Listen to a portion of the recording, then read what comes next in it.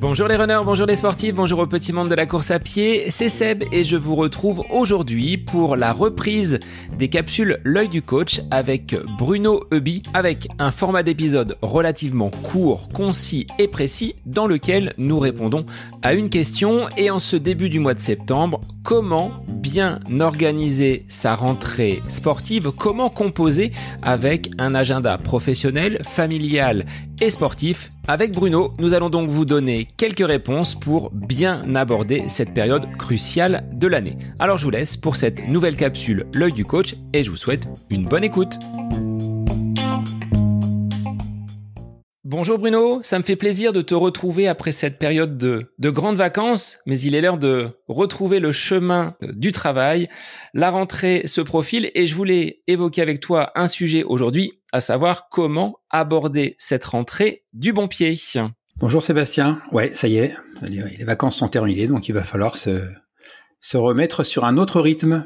En cette période un petit peu chargée, le mois de septembre, il y a la rentrée, il y a les activités pour les enfants, pour nos auditeurs qui sont d'heureux parents. Comment on peut intégrer une activité sportive avec peut-être des objectifs sans que l'on soit submergé? Je considère un petit peu cette rentrée, Bruno, comme les bonnes résolutions du début d'année. On est sur une période un petit peu où des choses se mettent en place et derrière, il va falloir peut-être faire des choix et orienter sa pratique. Quels seraient ces conseils que tu transmets aux athlètes, que tu peux accompagner et à nos auditeurs qui sont avides de tes conseils? Alors, on avait déjà un peu évoqué le sujet avant les vacances en se disant, voilà, comment chacun va fonctionner durant ses congés. Est-ce que ça va être des congés sportifs parce qu'on a du temps et on s'entraîne plus? Est-ce que ça va être au contraire quelque chose de plus calme et vacances farniente? Donc la rentrée, c'est un peu à l'image de ce qu'on a fait durant les congés. Pour celles et ceux qui ont coupé et qui ne se sont pas ou peu entraînés, le principe numéro 1, la base à respecter, c'est la progressivité, c'est-à-dire c'est de reprendre tranquillement, sans vouloir brûler les étapes. Donc ne pas se fixer d'objectifs à trop court terme. Septembre, c'est peut-être très tôt déjà, pour ceux qui reprennent, peut-être se fixer un objectif en octobre ou en novembre, donc reprendre tranquillement, savoir où on en est après la coupure ou après le ralentissement de l'entraînement pour remettre le pied à l'étrier tranquillement en écoutant son corps toujours et sans griller les étapes. Qu'est-ce que l'on peut intégrer comme séance quand on est dans une phase de reprise? Uniquement de l'endurance ou on peut apporter un petit peu de vitesse, un petit peu de fractionné? Quel serait ton mode opératoire? Alors moi, ce que j'aime bien faire toujours pour respecter ce principe de progressivité, c'est avant d'aborder le fractionné, par exemple, prenons un exemple concret, quelqu'un qui voudrait refaire des séances de VMA, moi je déconseille vraiment de reprendre par des séances de VMA pures et dures. Moi, ce que j'aime bien faire, c'est un exercice qui s'appelle les déroulés. Donc on va plutôt se centrer sur sa gestuelle. On va faire des fractions courtes, 20 secondes, ce qui est facile à faire, 20 secondes de dérouler et 40 secondes de récupération, donc 20-40 sur une minute, c'est facile à organiser. Et l'idée, j'appelle ça dérouler parce qu'on va dérouler la foulée. Donc l'idée, c'est pas forcément d'aller vite, on va pas chercher une sollicitation cardiovasculaire comme on le fait quand on fait de la VMA, on est plutôt sur de la gestuelle. Voilà, donc on retrouve progressivement un rythme rapide sans que ce soit trop difficile. Sur 20 secondes, on peut se concentrer sur la gestuelle, sachant qu'on cherche pas à aller vite. On peut donc être vraiment focus sur la façon dont on court. Et puis 40 secondes, ça laisse le temps de bien récupérer et de reprendre ensuite 20-40, 20-40. Donc voilà, moi je propose de faire des déroulés. Alors si c'était un débutant ou une débutante complète, on va en faire 5 à 10. Quelqu'un qui a l'habitude du fractionné, il peut reprendre par 10, 15, 20. Donc vraiment consacrer quelques semaines à cette phase un peu intermédiaire entre le repos et le fractionné pur et dur en faisant des séances de déroulé. Et c'est la même chose pour les séances, ce que moi j'appelle les séances d'EMA, donc les séances où on va essayer d'utiliser le plus gros pourcentage de la VMA. Pareil, on va pas recommencer directement ces séances d'EMA parce que ce sont des séances qui sont difficiles. Moi j'aime bien les footings progressifs. Donc par exemple, un cas concret, 20 minutes à allure 1, tranquillement, et puis ensuite derrière on va progressivement accélérer 20 minutes de l'allure 1 à l'allure 2, 20 minutes de l'allure 2 à l'allure 3, et c'est le coureur, c'est le sportif qui va placer le curseur de l'intensité là où il le ressent. D'abord parce que ça permet de ne pas faire des séances trop difficiles, et ensuite parce que ça oblige le sportif à se centrer sur ses sensations, et ça c'est hyper important. Alors sur l'organisation des séances, sur la planification, la première chose que j'ai observée quand j'ai reçu mon emploi du temps, donc au niveau du lycée, pendant cette période du mois de juillet, c'est à quel moment je vais pouvoir placer mes séances d'entraînement. Pour quelqu'un qui aurait une activité peut-être de bureau, une activité professionnelle un petit peu plus manuelle, comment tu vois, toi, l'organisation d'une semaine d'entraînement type? Alors là, on n'est encore pas dans les périodes hivernales, mais utiliser la pause méridienne, je trouve que c'est vraiment le bon plan, parce que ça permet déjà de bien utiliser le temps où on est sur son lieu de travail. Ça ne rogne pas trop sur la partie familiale. Donc voilà, moi je conseille aux gens d'utiliser au maximum la pause méridienne. Ceux qui sont courageux et qui sont capables de se lever le matin, il fait encore chaud en ce moment, utilisez la période avant d'aller travailler. Mais là, une fois de plus, ça va dépendre de l'heure à laquelle on va travailler, ça va dépendre de l'heure à laquelle on commence la journée. Et les gens qui font des travaux difficiles, par exemple, aller faire une séance d'entraînement en fin de journée, c'est dur, c'est vraiment dur. Quelqu'un qui a un métier très physique, aller s'entraîner en rentrant après une longue journée de travail, c'est quand même quelque chose qui est très difficile. Donc plutôt le matin, quand c'est possible et qu'on est courageux et qu'on a la force de se lever. Et puis là encore, le matin, ça rogne pas sur le temps familial. Ou la pause méridienne si elle est suffisamment longue. On peut garder une séance un petit peu plus longue pour le week-end. Comment on va placer justement ces différents entraînements? La semaine, tu l'as dit, plutôt sur cette pause déjeuner qui sera peut-être décalée, ce déjeuner par ailleurs.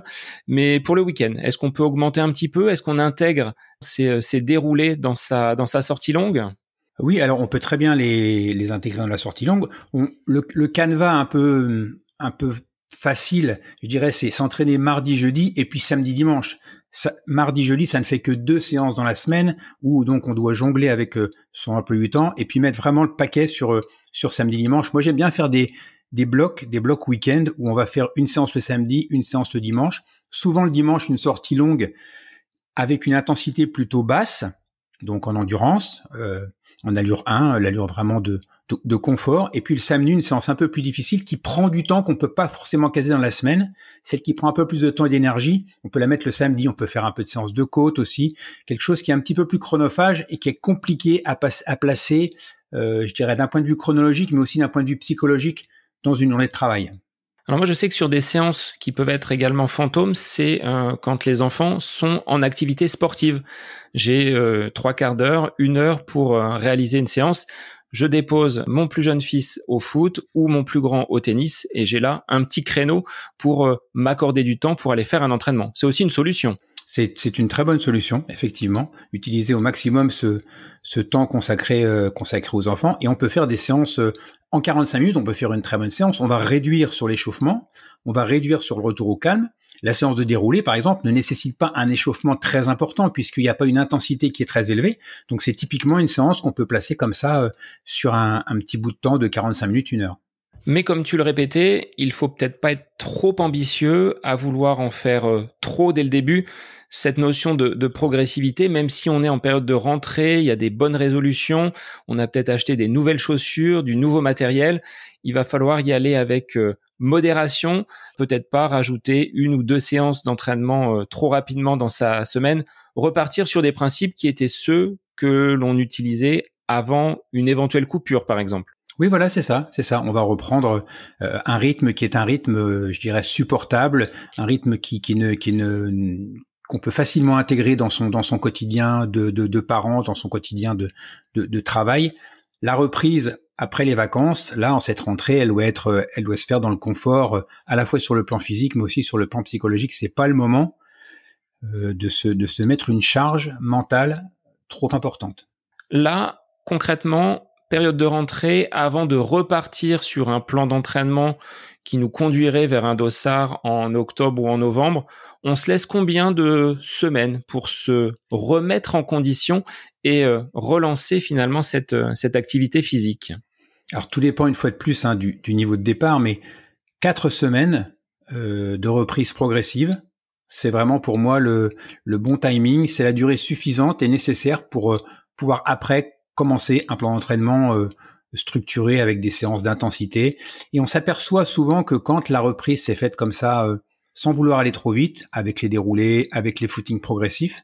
On va attaquer le plan d'entraînement avec des bases solides et avec de l'envie.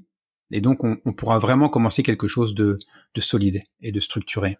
Moi, je trouve que sur cette période-là, période de rentrée, qui est souvent dense au regard de mon activité professionnelle et en tant que professeur, tu sais de quoi je parle, Bruno, est-ce qu'il ne faut pas être surtout vigilant à la récupération, à ce sommeil qui nous a, entre guillemets, peut-être fait défaut une bonne partie de l'année, que l'on a pu combler pendant l'été. Là, c'est pas le moment de griller toutes ces cartouches-là, tout ce bénéfice du sommeil estival.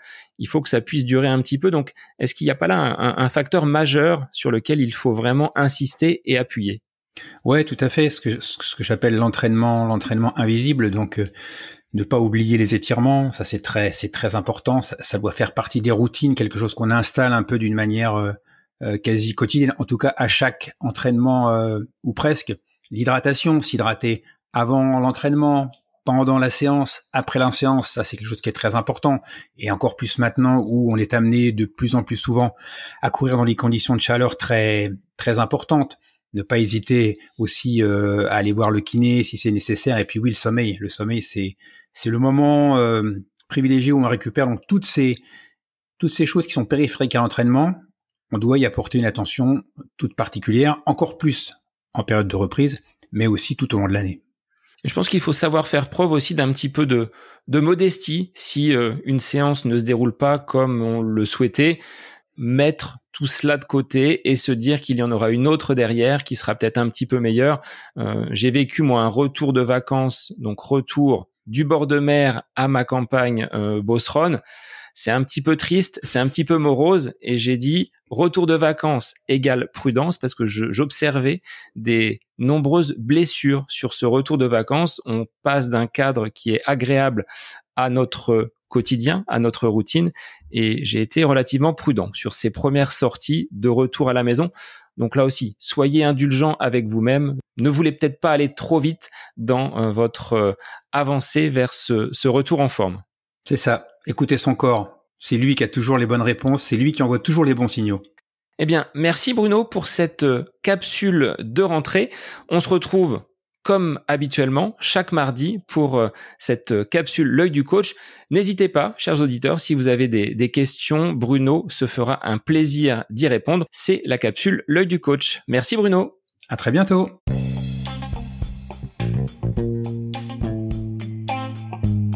Cette capsule L'œil du coach avec Bruno Heuby est désormais terminée. Merci à vous pour votre écoute, mais aussi pour vos retours sur ce format d'épisode un petit peu plus court. N'hésitez pas à nous transmettre vos questions, vos interrogations via les différents réseaux, Facebook et Instagram. N'hésitez pas à nous soumettre vos idées d'épisodes pour de prochaines capsules. Belle semaine à vous!